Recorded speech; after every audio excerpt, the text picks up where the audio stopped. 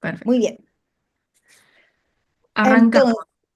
arrancamos. Yo voy a poner un tema o una pregunta. En realidad, la gente, y en el chat pasaba que estaban preguntando como, ¿dónde puedo aprender de esto? ¿Por dónde empiezo? Entonces, partamos por ahí, ¿les parece? Dale, arrancamos. Arranquemos. Entonces, vamos con Gala primero. Bueno, pues muchas gracias, Consu, gracias por invitarme, por contar conmigo y con el Instituto de Accesibilidad. Yo siempre digo cuando me invitáis a estos eventos de accesibilidad digital que yo soy el elemento extraño, ¿no? Yo de accesibilidad digital no sé, yo soy especialista en accesibilidad en espacio físico, pero en el Instituto de Accesibilidad un poco damos cabida a todos, con Susana, con Pipi, tenemos un curso de accesibilidad digital que siempre tiene mucho éxito. Y sin duda es por las docentes que tenemos, que son excelentes. Y bueno, si me preguntas por dónde empezar, yo te puedo contar mi experiencia, por dónde empecé yo. Eh, Eso. que obvio, no empecé por el Instituto de Accesibilidad, porque no existía. Cuando yo empecé a estudiar y a aprender y me interesó el tema de accesibilidad, fui autodidacta totalmente. Me dediqué a buscar manuales, libros, no sé, de todo que había. Y yo empecé hace más de 10 años, entonces en español había poco. Había cosas, muchas cosas de la ONCE, muchas cosas del Banco Mundial, pero no había, había sobre todo manuales, ¿no? Y cursos había poco y los hice todos. Todos los que había los hice. Y entonces me dio esa sensación siempre de que el tema de la accesibilidad era un tema un poco dejado, ¿no? Y que no había mucha educación especializada. Y eso es motivo por el que nació el Instituto de Accesibilidad, un poco porque a mí me parecía que hacía falta eso. Primero fue muy centrado en la realidad de Latinoamérica, luego fuimos creciendo y bueno, pues la realidad española también estaba ahí. Y luego fuimos incorporando, pues eso, accesibilidad digital, pero siempre pensando en que la accesibilidad faltaban medios para aprender. Y ese fue el motivo por el que nació. Mm. Ani, ¿y en tu caso, cómo partiste en accesibilidad? ¿Qué te motivó? Pues fíjate que fue, creo que un camino muy similar al de Gala con su. Nosotros cuando empezamos con Here Colors, hicimos un análisis, no te voy a decir que muy robusto, pero sí hicimos un análisis de las principales universidades en América Latina comparando, en el caso de accesibilidad física, si había, ¿no?, materias dirigidas que se centraran en temas de accesibilidad en las carreras de arquitectura, por ejemplo. E hicimos un comparativo con aquellas carreras que tenían que ver con cuestiones digitales.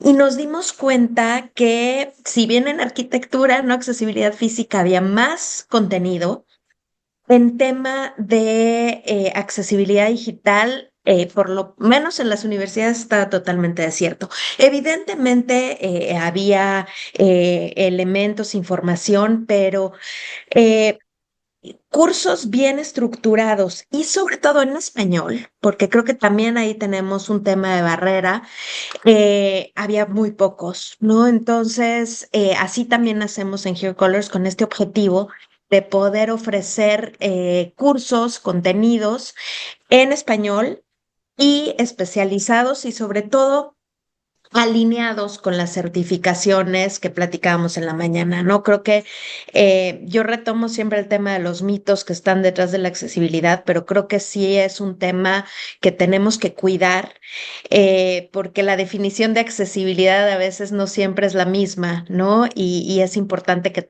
partamos todos como de este conocimiento común, de esta base de estándares que van a hacer que pues finalmente la accesibilidad se implemente como se debe de implementar. Sí, veo que Susana está atenta al chat. Es que nos están informando muchísimas cosas. Me dicen que, por favor, que lo dejé en el chat interno que tenemos, que se refieran a mí como Consuelo, para que pille el transcriptor. nada, me siento rara pero bueno, es parte de. Susi, tú también eres, bueno, estamos frente a tres dinosaurios de la accesibilidad, Oye, digámoslo. Me siento joven. yo soy Bien, jovencísima, me vais a perdonar, ¿eh? y todos lo son, y Olga Carrera, que está en su casa, también lo es. Sin embargo, llevan muchísimo más tiempo. La gente en general no es que se estén sumando tarde, sino que es el momento en que se está hablando de accesibilidad. Y ahí, Susi, ¿podrías contarnos un poquito qué está pasando en Europa para la gente de Latinoamérica? Em, a ver, eh, yo creo que venimos desde hace mucho tiempo luchándola. De hecho, acabo de leer a Arantxa, que es Arantxa Hernández López, es una también activista y profesional de la accesibilidad muy conocida, y decía en 2008 intentando entender la locura de contenido del W3C. Y todo un poco, ahora que escucho a Gala y Ani, que me parece interesante porque nunca había escuchado esta historia de ellas, nunca habíamos hablado de este tema, de cómo habían empezado.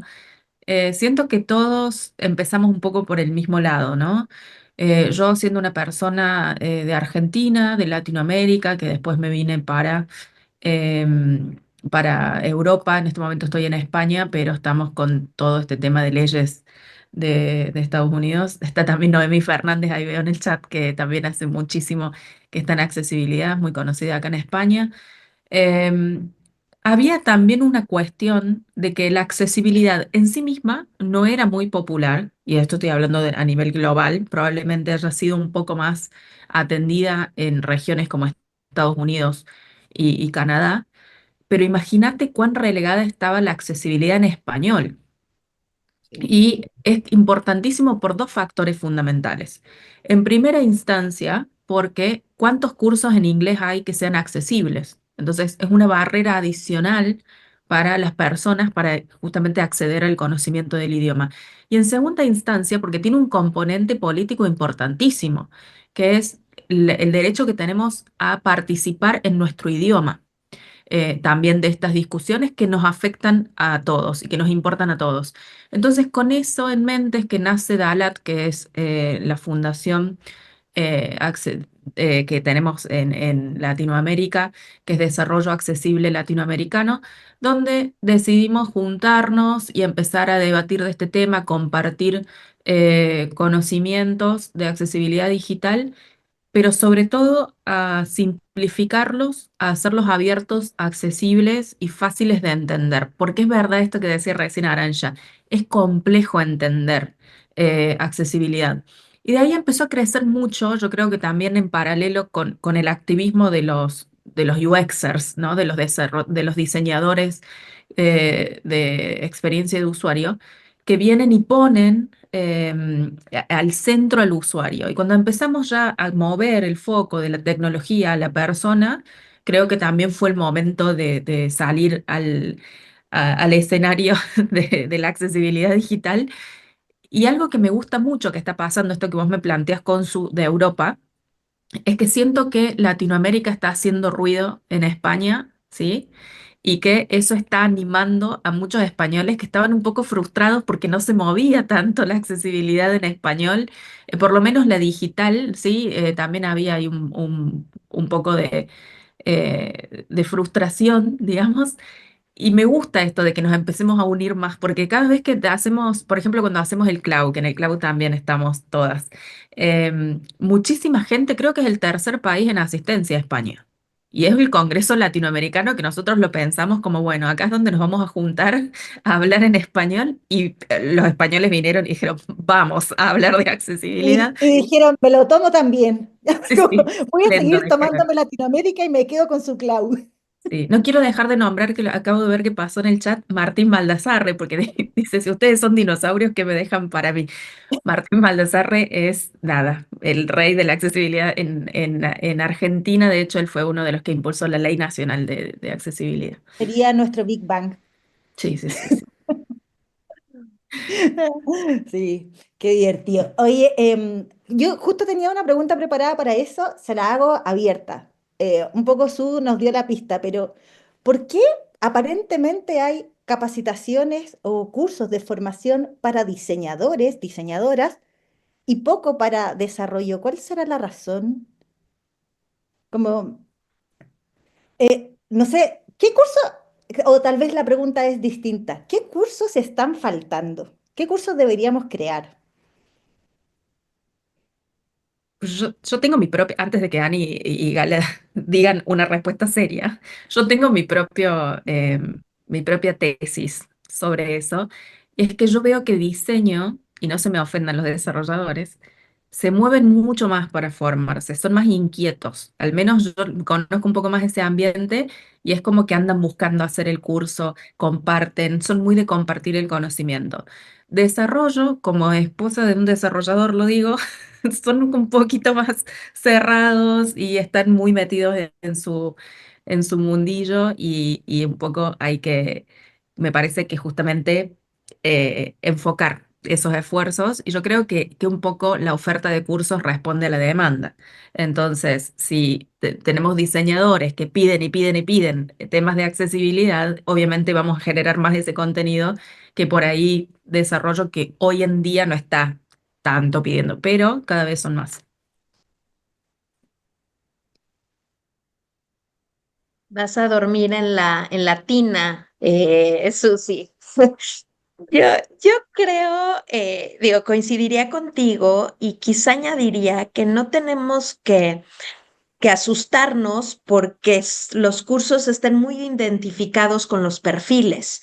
Por ejemplo, el tema de contenido, ¿no? De contenido digital accesible, creo que así como diseño y desarrollo, ahí va el tema de contenidos, creo que hay poco, pero creo que tenemos que seguir identificando el tipo de perfiles que se están requiriendo en el mundo de la accesibilidad y enfocarnos en esos perfiles, ¿no? Que se pudieran, que existiera cada vez material por perfil, porque digo, yo, por ejemplo, si bien entiendo cada vez más de código, no soy desarrolladora. Entonces, pues tampoco, por más que tome yo los cursos, si no es algo que realizo todos los días, difícilmente me voy a volver una experta, pero sí que creo contenido, ¿no? Entonces, creo que el aceptar ese perfil de origen y cuáles son las actividades que realizamos y que hubiese cada vez más contenido para el tipo de perfiles, creo que sería también interesante. Pues yo, si me permitís dar mi opinión, yo creo que muchas veces los desarrolladores lo ven como una imposición legal, ¿no? Y todo lo que se entiende como una imposición, pues no es atractivo, ¿no? Y puede ser que los diseñadores lo vean como algo más atractivo porque le vean la parte más social al tema de la accesibilidad, que está muy bien, y que quieran que esa parte social que tiene la accesibilidad, pues hacerla y que quede bien y que quede bonita, ¿no? Porque realmente es un poco su trabajo, ¿no? El trabajo de un diseñador es que se pueda utilizar y que se use bien y que quede bien. Y quizá, ¿no? La parte, el desarrollador lo ve un poco más como una imposición y eso pues es menos atractivo. Mm. Y estoy de acuerdo contigo, Ani, que hace falta cursos muy enfocados y yo diría cursos muy sencillos y muy enfocados a ese contenido en redes sociales accesible, que es sencillísimo y que es algo que solo hay que perder, no hay que perder ni siquiera muchísimo tiempo, son unos minutos más al preparar el contenido y que eso es útil para muchísimos perfiles y para perfiles muy diferentes, ¿no? Gala, y te voy a hacer una pregunta, así como, pero específica para ti. ¿Cómo puede saber una persona que ese curso en particular está bueno y que es de calidad? Porque hay un montón de lugares actualmente donde se está impartiendo contenido, donde se entrega información y muchas veces a mí me pasa que me encuentro con un curso, lo veo y parte y es como, Mm. está malo. Por ejemplo, y está malo, y uno puede saber que está malo por cosas tan simples como dice el discapacitado, en vez de la persona con discapacidad. Dice como, y genera cierta distancia. Entonces, ¿qué criterios tendrían que considerar a la hora de escoger un curso? Pues como cualquier curso, ¿no? Tienes que fijarte en quién lo imparte, que para mí es la parte más importante, ¿no? ¿Qué persona está impartiendo ese curso? ¿no? ¿Qué prestigio tiene esa persona que está dando ese curso? ¿Qué formación tiene? Y luego, bueno, pues por supuesto el boca a oreja, ¿no? Las recomendaciones. Yo siempre pregunto, o sea, antes de hacer cualquier curso pregunto y te informas y ves qué comentarios tiene. Hoy en día lo de los comentarios y las reseñas, pues es más difícil, ¿no? De fiarte del todo, pero es verdad que sí que es importante, ¿no? Si ves las reseñas, las lees y ves, se nota cuáles son genuinas, ¿no? Y cuáles no son genuinas. Eso me parece una parte muy importante y luego, pues el que, no sé, el que se adapte al contenido que tú buscas. Hay veces ¿Puedo, que buscas algo más conciso y más concreto y hay veces que buscas una formación más amplia, ¿no? puedo hacer un comentario impopular y me voy a autoentrevistar a mí misma? Me pasa que muchas veces me encuentro con comentarios de gente que hizo un curso y lo valida, pero ahí en el fondo es como, ¿qué es lo que estoy validando? ¿Estoy validando el curso o me estoy validando a mí misma que hice esa porquería de curso? Entonces, se vuelve clave en verdad que uno, como ver quiénes son los que imparten, dos, onda, como la experiencia, las certificaciones a mí me parece que son bastante importantes también. Y claro, y también creo que algo que puede servir es si el mismo medio de profesionales valida o no valida a esa persona. ¿Sí? Creo que eso también puede servir. Y Ani, obstáculos comunes que enfrentan las personas al formarse en accesibilidad. ¿Cuáles podrían ser esos obstáculos? Eh, pues mira, creo que eh, un tema que desafortunadamente creo que todavía está por ahí en el radar es la accesibilidad de las mismas plataformas, ¿no? Mm. Em, Hay de alguna manera muchas plataformas que cada vez hacen un mejor trabajo.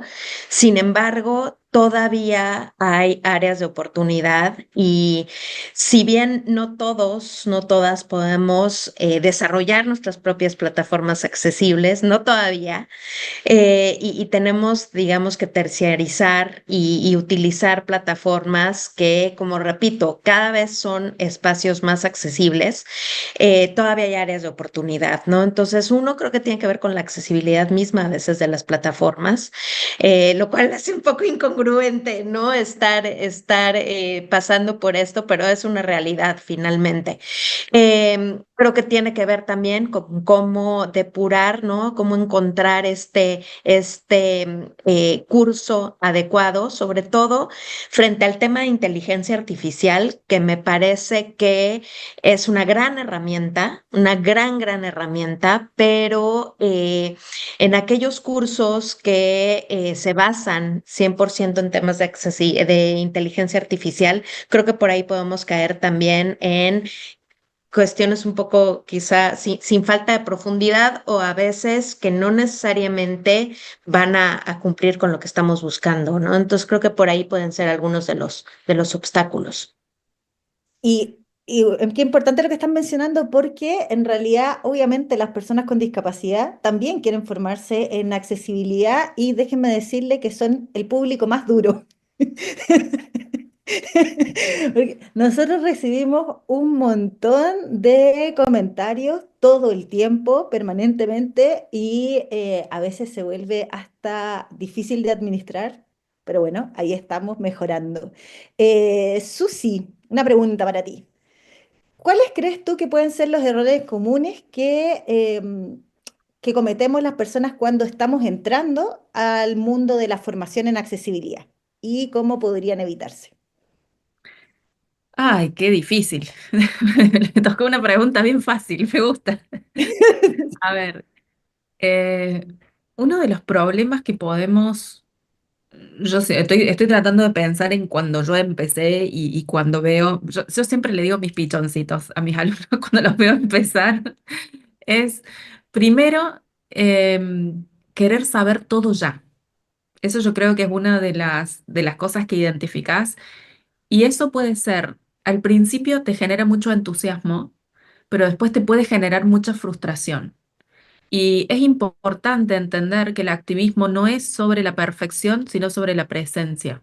Hay que estar presente. Hay que hacer mucho, poco, bien o mal, seguir haciendo. Entonces, traten de no frustrarse ante la cantidad gigante de información que hay. Respeten su proceso de aprendizaje y entender que hay otro proceso que es el proceso de entender, de aplicar y de terminar fijando ese conocimiento. Porque este es otro error que veo mucho en la gente que está empezando y es que quiere explicar antes de entender. Entonces, es importante darse el tiempo para digerir la información, para aplicarla a tu entorno y de ahí aportar valor. ¿Por qué? Porque muchas veces pasa que hablamos desde lo teórico, ¿no? Y en la práctica es mucho más difícil. A ver, nosotros ahora estamos teorizando y hablamos, por ejemplo, de desarrollo no se implica tanto en cuestiones de accesibilidad, pero si vamos a la realidad, a la práctica, estamos ante un nivel de explotación, quienes trabajamos en software, donde tenemos que hacer un montón de código para ayer. Sepamos o no sepamos, nos meten en un proyecto. A duras penas podemos hacer lo que venimos haciendo, haciendo horas extra y además lo toman como una carga, como decir, ay, además ahora tengo que agregar tal cosa, siendo accesibilidad, siendo cualquier otra cosa. Entonces, si nosotros tomamos la información que vamos adquiriendo y la volcamos a la práctica, creo que ahí van a surgir un montón de cosas lindas que aportar, porque justamente vienen de la experiencia, de yo quiero escuchar a alguien que me cuente cómo está tratando de meter accesibilidad en su empresa a contrarreloj con un equipo agotado, ¿sí? Y que a veces la accesibilidad a veces se sostiene de la buena voluntad de los que trabajan en las empresas. Entonces, yo creo que lo que las personas nuevas tienen para sumar, al igual que las personas que hace muchísimo que estamos, es nuestras perspectivas individuales, porque al final la accesibilidad es sobre diversidad y eso es lo que la enriquece y la hace tan interesante, pero un poco más actuar sobre la experiencia, ¿sí? Leer a otros colegas está buenísimo, replicar esa información está buena, si queremos agregar algo más, agregar, pero también veámoslo desde la experiencia, ¿sí? Llevémoslo más desde la experiencia. Oye, y hablemos de las habilidades que deberíamos buscar, o sea, como, ¿en qué tenemos que capacitarnos finalmente? Tanto diseñadores, desarrolladores, también en el mundo físico, Gala, no te quiero dejar afuera de esto, como una pregunta abierta para todas ustedes, ¿qué habilidades creen que van a ser las más importantes?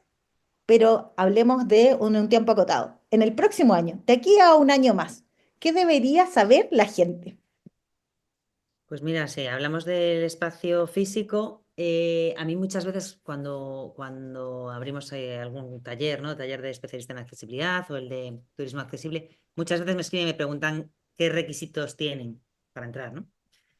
Pues el requisito es tener intención de aprender, porque los cursos están muy centrados en niveles de lo que tienes que hacer es empatizar con las personas. Y cuando empiezas a empatizar y empiezas a conocer, oye, esta medida de ancho de rampa es así por este motivo, ¿no? Porque una silla de ruedas tiene que pasar por aquí, porque se tienen que poder cruzar dos, porque en una acera, en el ancho de una vereda se tiene que poder cruzar dos sillas de ruedas, ¿no? Ese tipo de mensajes lo puede entender cualquiera. No tienes que ser arquitecto, no tienes que ser ingeniero, no tienes que ser... tienes que querer entender esa empatía, ¿no? Entender que no vale una acera de 60 centímetros de ancho, no vale absolutamente para nadie, no es fácil de caminar por ahí para nadie, no... Y esas cosas se aprenden con una visión muy empática de la vida. Muchas veces también me preguntan, oye, ¿con qué normativa vas a enseñar el tema de accesibilidad en el medio físico? Con ninguna y con todas a la vez, porque lo que quiero es que aprendáis el motivo de por qué las cosas se hacen así, ¿no? El por qué el ancho de una puerta tiene que ser mínimo 80 centímetros y cuando encuentras una puerta de 70 centímetros de ancho te clama al cielo, ¿no? Porque las hay, porque las hay. Entonces, esas cosas son las que enseñamos, esas cosas son las que creo que es importante aprender, a empatizar, a entender que la diversidad es una condición humana, o sea, las personas somos diversas y desde ahí es de donde se empieza uno a formar y a entender de verdad qué significa la accesibilidad. Mm. Ani, Sí, yo coincidiría totalmente con Gala en el sentido de que eso es lo más importante, el entender el por qué existe la accesibilidad, el por qué vamos a trabajar en ello, cuáles son las barreras en el caso del mundo digital que las personas pudieran llegar a tener, cómo derribarlas.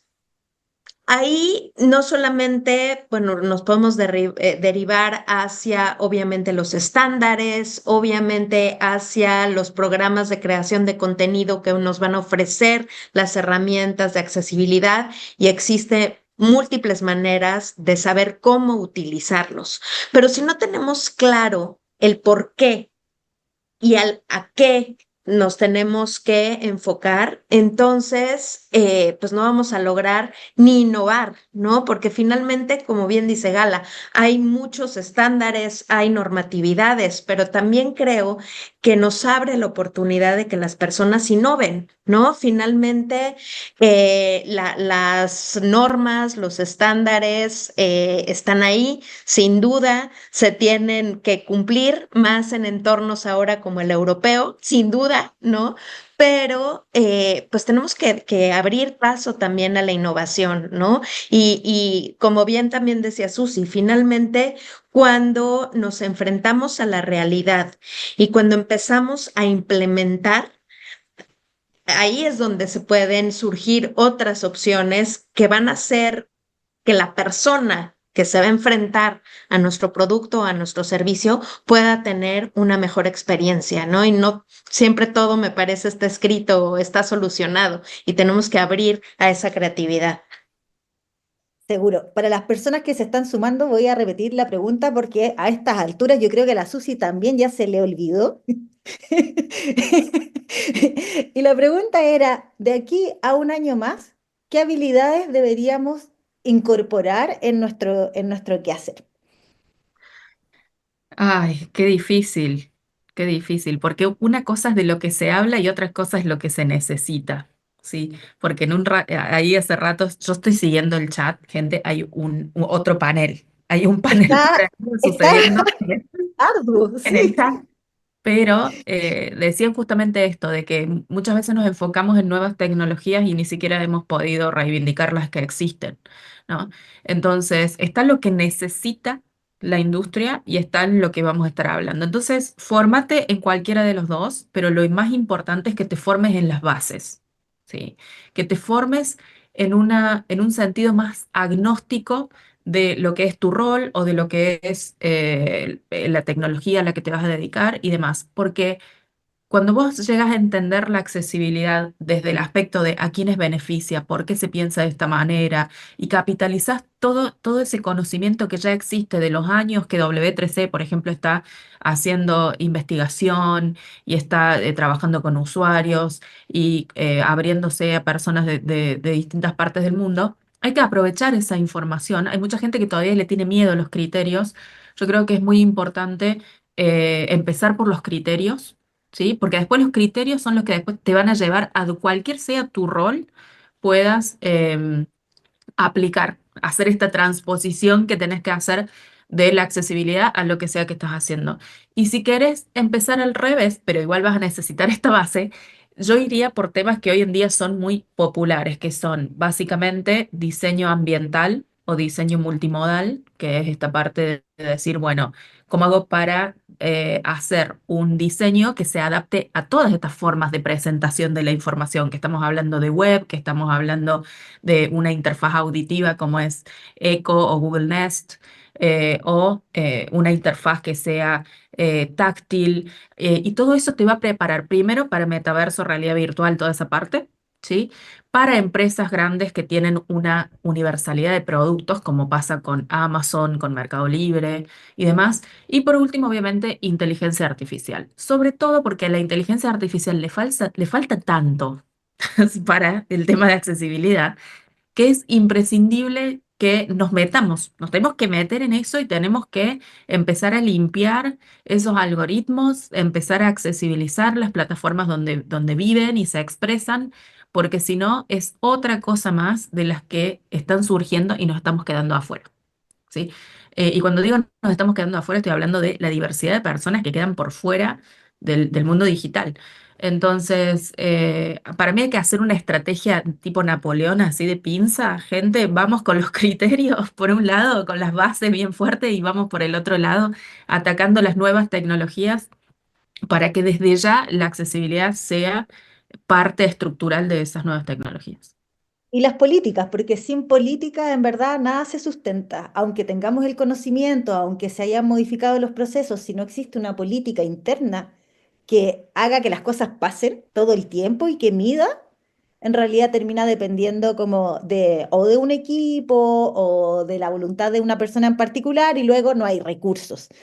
Y la accesibilidad tristemente necesita recursos porque hay que capacitar a los equipos. O sea, acá ya alguna vez o más de una vez lo he dicho, pero em, no es como decir, ah, voy a salir a buscar un especialista en accesibilidad y lo instalo en mi empresa. Si tampoco hay tanto. Hay que formarlos. Entonces, nada, todos los que estamos acá presentes pueden ser esas personas. Para ir cerrando este panel, les voy a pedir un consejito a cada una que nos dé un consejo em, para seguir aprendiendo cómo hacerlo y después nos vamos al sorteo. Tengo todo listo. Tengo para el sorteo a 1.416 personas. Sí. No, pero este es el sorteo vamos a ir después con el sorteo de las Es becas. más Qué fácil emoción. ganarse la lotería que ganas una beca en este momento. Oye, 1.400 yo, personas. yo siempre le cuento, porque Susi siempre en el clau pasado dijo, ah, yo nunca me gano nada, de ahí salió un código de descuento y todo lo demás, pero yo al revés, siempre gano, solo que ahora me resté. Siempre Bueno, gano. ahora tenemos más chances porque Consu no está. Pues sería demasiado que estuviera participando, no, no va. No, pero démosle con un consejo por cada una y nos vamos al sorteo si les parece. Bueno, yo os aconsejo que os forméis, que os capacitéis de lo que sea. O sea, genial que estamos hablando de accesibilidad, pues de accesibilidad, pero seguir formando siempre. Yo intento hacer por lo menos un curso de especialización cada año de un tema que no tenga que ver con la accesibilidad, además, porque no de accesibilidad estoy todo el día con eso, pero sí que os invito a que os forméis, os capacitéis siempre, a lo largo de vuestra vida. Además, es que mantienes el conocimiento al día, mantienes el espíritu de seguir aprendiendo y de no acomodarse en lo que, ¿no? en lo que ya conoces. Y ese es mi consejo así no solicitado del día. Ani, En este caso sí fue solicitado, Gala, igual, ¿eh? Tuve que te Vale, lo bien, pidió con... vale, bien. Pues miren, yo recomendaría, pues voy a regresar al tema de las certificaciones. Digo, no todos y todas somos, ¿no? Tenemos el perfil o el interés de certificarnos, pero me parece que cuando vas a dedicarte a temas de accesibilidad, es importante tener este reconocimiento a tus habilidades, a tus conocimientos, y creo que puede ser un buen camino. Y en ese sentido, el revisar las guías de estudio que tiene la IAP puede ayudar también mucho a ir definiendo cuáles son los cursos que tengo que buscar, cuál es el material que tengo que dominar, ¿no? De cuáles son las habilidades que requerimos tener. Bueno, pues esas guías tienen material, la verdad es que cada vez más actualizado y por ahí hay recursos que se pueden, no necesariamente tienen tampoco que ser cursos, pero dan acceso estas guías a contenido donde se puede buscar más información. Entonces, creo que tenerlas en el radar como una meta también puede ayudarnos a crear este plan de capacitación. fantástico. Y su consejo, Ok, señora quiero... Susana. Eh, mi consejo, como siempre, yo bastante de armar lío, pero a ver, obviamente, fórmense porque es importantísimo que cuando nos dan la oportunidad de meter accesibilidad en nuestros espacios, en la empresa y demás, casi siempre ese es el momento donde vos ya tenés que tener todo listo, tenés que entrar jugando, es así, ¿sí? Porque no se da tan seguido. Entonces, prepárense para ese momento, los que se quieren dedicar, tengan paciencia, porque mira que todos los que nos dedicamos a accesibilidad, que tenemos el privilegio de dedicarnos a accesibilidad, somos gente que venimos de otros lados y que venimos, digamos, hace mucho tiempo ahí tratando de tener un puesto que sea solo de accesibilidad. Paciencia, paciencia, sé que es desesperante porque estuve ahí durante mucho tiempo, pero tengan esa paciencia, fórmense, estén preparados para el momento en el que van a tener que salir jugando, pero sobre todo reclamen los espacios, ¿sí? La accesibilidad digital es un derecho humano, no es algo que, si vos como directivo me querés decir que no vamos a poner accesibilidad en este producto, mándame un mail, decímelo, me estás pidiendo explícitamente que vulnere un derecho humano, listo, nos quedamos parados en ese lugar. Pero reclamemos los espacios, preguntemos. Yo sé que la gente de accesibilidad todos somos conocidos por densos, ¿eh? Porque somos pesaditos, porque siempre estamos hablando del mismo tema una y otra vez en todos lados. Y todo el tiempo estamos preguntando, ¿y accesibilidad? Y lo tuvieron en cuenta y somos los que levantan, sigan levantando la mano, sigan reclamando los espacios, porque eso es lo que instala la discusión y lo que instala la discusión es lo que abre estos espacios. Así que sigan por ahí. Yo también tengo un consejo, no, me lo voy a autopreguntar. Sí. Consuelo, ¿qué ¿Qué consejo le consejo? das? No, te pregunto yo. ¿Qué consejo nos darías, Consuelo? Mi consejo es, dejen de pedir permiso. Ahí Muchas va. veces la excusa es, ay, es que no está en el backlog, no tengo la autorización, no tengo tiempo asignado. El tiempo que toma hacer las cosas bien y hacerlas mal, digamos que es el mismo. Pero cuando hacemos las cosas mal y luego tenemos que rehacer las cosas, bueno, el tiempo es un poco más largo. Y muchas veces dicen como, ah, es que no está instaurado. Bueno, pero uno puede ir y hacerlo igual, no pasa nada, no te va a tomar más tiempo y de alguna manera puedes empezar a medir los resultados que justifiquen esto que hiciste. Y en realidad, bueno, para diseño es un poco más fácil porque nosotros tenemos en nuestro ADN esto del diseño centrado en el usuario y son todos los usuarios, no unos pocos, ¿verdad? Entonces, pero claro, hay que empezar a permear y mi otro consejo es busquen aliados. Siempre va a haber un desarrollador aliado, otro diseñador aliado, ¿verdad? Busquen aliados y empiecen a formar una especie como de cofradía y por ahí la cosa fluye. Y Bien, entonces, si no hay, nos llaman. Nosotros vamos a ser sus aliados, vamos a ir ahí y los y vamos a ya guardar. Genial.